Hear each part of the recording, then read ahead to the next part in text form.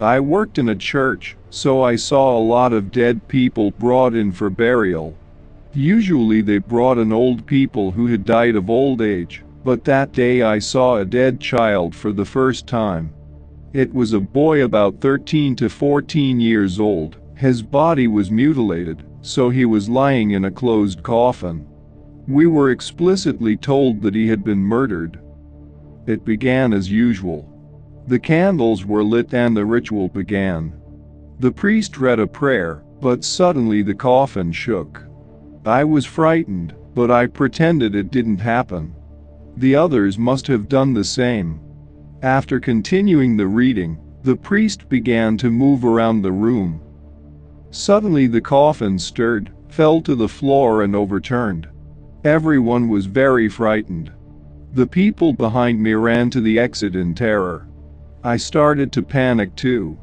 But when I saw the calm face of the priest, who must have seen something like this before, I stayed where I was.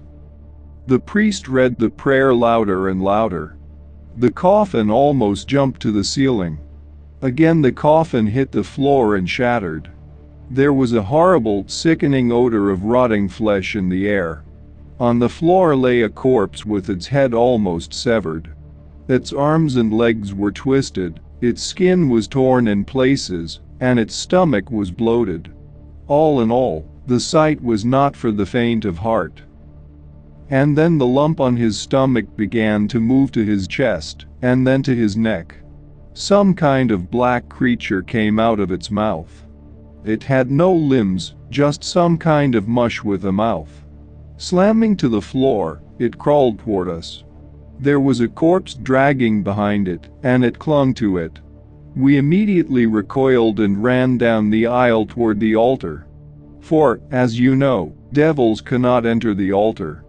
But it wasn't a devil. I remembered that there was holy water in the altar. I took a bottle from the cupboard and handed it to the priest. He opened the door and began to sprinkle the water on the creature.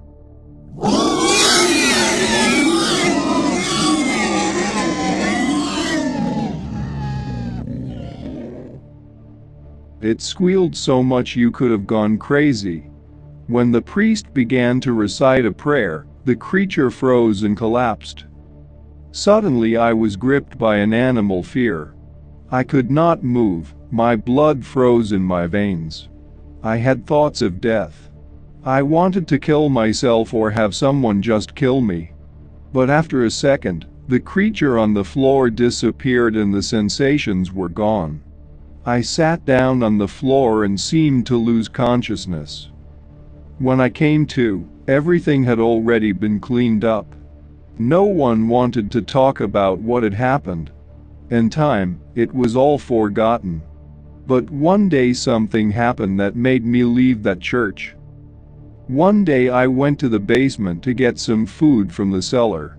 It was dark, but I decided not to turn on the light, as the moon lit my way from the window.